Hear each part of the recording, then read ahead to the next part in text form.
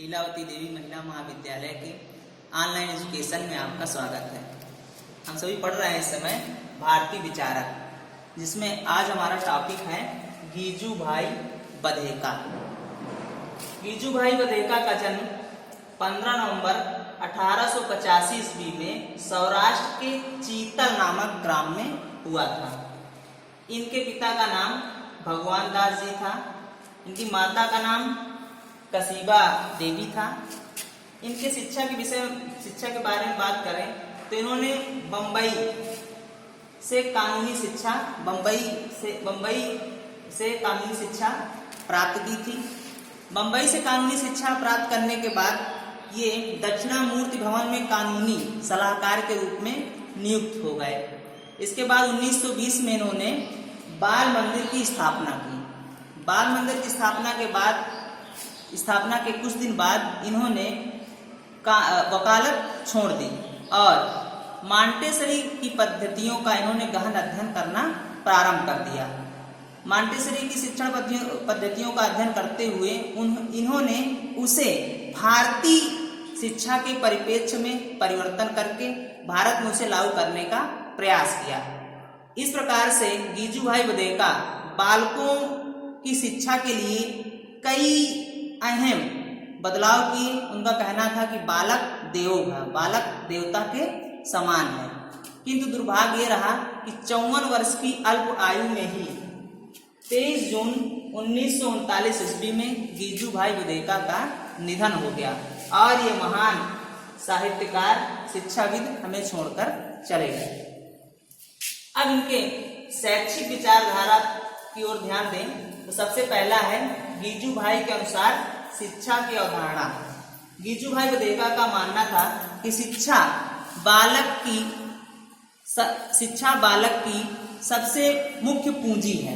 शिक्षा के द्वारा ही बालक का सर्वोत्तम विकास संभव है और शिक्षा के माध्यम से उन्होंने इसके बालक की समस्याओं का समाधान करने के लिए और उनका सर्वोत्तम विकास करने के लिए विशेष बल दिया। इसके बाद है शिक्षा के उद्देश्य। गीजूभाई बधेका ने शिक्षा के निम्न उद्देश्य बताए हैं। पहला है बालक का सर्वांगीण विकास करना। उनका कहना था कि शिक्षा ऐसी हो जो बालक का सर्वांगीण विकास करने वाली हो, सभी पक्षों पर बल दे। इसके बाद है बालकों में वैज्ञानिक दृष्टिकोण का विकास करना। गीजूभाई बधेका का मानना था कि हमारे देश में बहुत ही अज्ञानता है और अंधविश्वास है। ऐसे में वैज्ञानिक दृष्टिकोण के बिना विकास संभव नहीं है और वह शिक्षा के माध्यम से ही संभव है ताकि बालक का वैज्ञानिक दृष्टिकोण से विकास हो सके। इसके बाद है बालकों में सृजनात्मक क्षमता का विकास करना। गीजूभाई बधेका का मानना था कि जब हम बालक को शिक्षा के माध्यम से अधिकतम स्वतंत्रता प्रदान करेंगे, तब उन्हें भय रहित वातावरण प्रदान करेंगे, तब वह नए प्रयोग करेंगे और उनमें सृजनात्मक क्षमता का विकास होगा। इसके बाद शिक्षा में खेल को महत्व देना। गीजूभाई बधेका का मानना था कि शिक्षा में खेल को अत्यधिक महत्व देना चाहिए। बालक खेलते हुए या खेल में स्वाभाविक प्रवृत्ति के साथ नए व्यवहारों को सीखता है। इसके बाद है बालकों को दंड व भय से दूर रखना। गीजूभाई बधेका जब प्राथमिक विद्यालय में पढ़ने गए तो वहां पर उन्होंने देखा कि विभिन्न प्रकार से भय का वातावरण है। बालक को वहां पर दंड मिलता था और जो अनुशासन था वह पूरा दंड के द्वारा नियंत्रित किया जाता था, मतलब बालक को अनुशासित दंड द्वारा किया जाता था।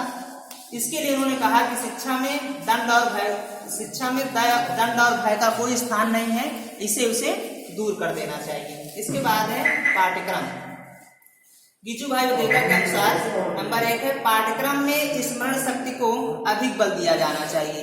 गीजूभाई बधेका का मानना था कि पाठ्यक्रम में स्मरण शक्ति को बल देने के लिए हमें ऐसे विषयों को शामिल करना चाहिए ताकि वह बालक की स्मरण शक्ति बढ़ा सके। इसके बाद है पाठ्यक्रम में आध्यात्मिकता पर बल दिया जाए। गीजूभाई बधेका का मानना था कि बालक का आध्यात्मिक विकास तभी संभव है जब हम पाठ्यक्रम में अध्यात्म को शामिल करेंगे, धर्म को शामिल करेंगे, दर्शन को शामिल करेंगे और उच्च मूल्यों की शिक्षा प्रदान करेंगे। इसके बाद है पाठ्यक्रम में बौद्धिक पक्ष के साथ शारीरिक पक्ष पर भी बल दिया जाए। गिजू भाई बधेगा का मानना था कि बालक को केवल बौद्धिक विकास किया जाए यह अच्छा नहीं है, इसके साथ ही उनके शारीरिक पक्ष पर बल देना चाहिए। इसलिए विद्यालय में विभिन्न प्रकार के क्रियात्मक या सांस्कृतिक एवं सामाजिक कार्यक्रमों को लागू करना चाहिए, विभिन्न एक्टिविटी को, ताकि उनका बौद्धिक और शारीरिक दोनों पक्षों का विकास हो सके। इसके बाद है गिजू भाई के अनुसार बाल केंद्रित शिक्षण। बाल केंद्रित शिक्षण सबसे पहले उन्होंने मातृभाषा को शामिल किया है। जैसे उनका मानना था कि बालक को मातृभाषा के द्वारा ही शिक्षित किया जा सकता है। बालक जब विद्यालय में पहुंचता है तो वह कोरे कागज जैसा नहीं है, उसने कुछ न कुछ सीख रखा है और उसके बल पर, मातृभाषा के बल पर जब उसे हम शिक्षण करेंगे तो उसका विकास अधिकतम हो सकता है। इसके बाद है कविता शिक्षण। गिजू भाई बधेगा का मानना था कि कविता शिक्षण के द्वारा बालक में सृजनात्मक क्षमता बढ़ती है और वह कविताएं पेड़ पौधों, चिड़ियों, जानवरों से संबंधित, पशुओं से संबंधित होंगी तो उसका अधिकतम विकास होगा। इसके बाद है व्याकरण शिक्षण। गिजू भाई बधेगा का मानना था कि व्याकरण शिक्षण को शिक्षण से अलग नहीं किया जा सकता है। शिक्षण में यदि हम व्याकरण को अलग से सिखाएंगे तो बालक को कठिनाई महसूस होगी, इसलिए व्याकरण को शिक्षण के माध्यम से ही सिखाना संभव है। इसके बाद है इतिहास और भूगोल शिक्षण। गिजू भाई बधेगा का मानना था कि शिक्षण में इतिहास और भूगोल को विभिन्न प्रकार की जो स्वाभाविक प्रवृत्तियां हैं उनमें सिखाया जाना चाहिए। इतिहास के लिए विभिन्न सांस्कृतिक स्थलों को, ऐतिहासिक स्थलों को और भूगोल के लिए विभिन्न नक्शों और ग्लोब के माध्यम से जानकारी दी जानी चाहिए। इसके बाद है चित्रकला व धार्मिक शिक्षण। गिजू भाई बधेगा का मानना था कि चित्रकला और धार्मिक शिक्षण भी अति आवश्यक है। चित्रकला के माध्यम से बालक की विभिन्न शक्तियां और विभिन्न सृजनात्मक क्षमता सामने आएगी। साथ ही धार्मिक शिक्षण द्वारा वह नैतिकता के मार्ग पर आगे बढ़ेगा और जो मूल्य हैं उन मूल्यों पर वह आगे बढ़कर आदर्श के मार्ग पर आगे प्रशस्त होगा। इसके बाद है अनुशासन। गिजू भाई बधेगा का मानना था कि जब वह विद्यालय गए थे उस समय विद्यालय में दंड का माहौल था। अनुशासन दंड के द्वारा निर्धारित किया जाता था, जिससे विद्यालय में पूरा भय उत्पन्न होता था। ऐसे में गिजू भाई बधेगा का मानना था कि बालक डर जाते थे और डरने के बाद वह विद्यालय में अध्ययन नहीं करते थे। वह तब तक अध्ययन करते थे जब तक उनको भय रहता था डंडे का या दंड का। ऐसे में अनुशासन, स्वानुशासन होना चाहिए और उन्हें अधिकतम स्वतंत्रता प्रदान की जानी चाहिए। इसके बाद है शिक्षक। गिजू भाई बधेगा का मानना था कि शिक्षक और छात्र का संबंध मधुर होना चाहिए। शिक्षक को विभिन्न ऐसी शिक्षण विधियों का प्रयोग करना चाहिए जिससे बालक का स्वाभाविक विकास हो सके।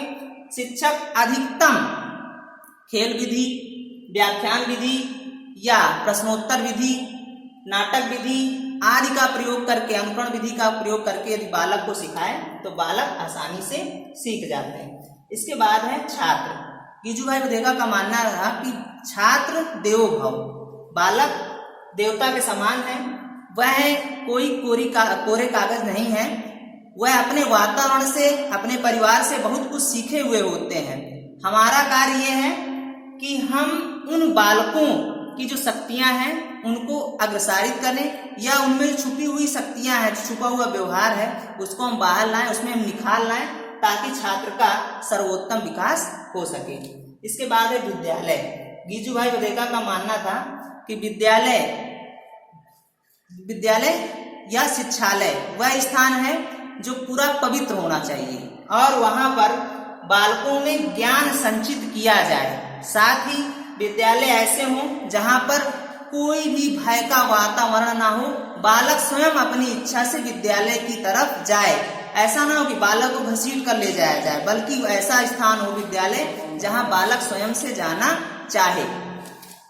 इसके बाद अब हम देखेंगे गिजू भाई बधेगा की कृतित्व। उन्होंने क्या क्या रचनाएं की। तो सबसे पहले तो है दीवा स्वप्न। गिजू भाई बधेगा का दीवा स्वप्न जो कृति है वो बहुत ही फेमस है, आप सभी जानते हैं। इसके साथ उनकी कथा कहानी, मांटेसरी शिक्षा पद्धति, ऐसे हो शिक्षक, माता पिता की माथा पच्ची, आदि प्रमुख रचनाएं हैं। यदि कहा जाए गिजुभाई बधेका के बारे में तो उन्होंने बाल केंद्रित शिक्षा पर बहुत ही बल दिया है। मॉन्टेसरी पद्धति को उन्होंने भारतीय रूप में रूपांतरित करने पर बल दिया है और उन्होंने खेल के माध्यम से, इसके बाद छोटी छोटी एक्टिविटी के माध्यम से सिखाने पर अधिक बल दिया है। तो आज के लिए इतना ही।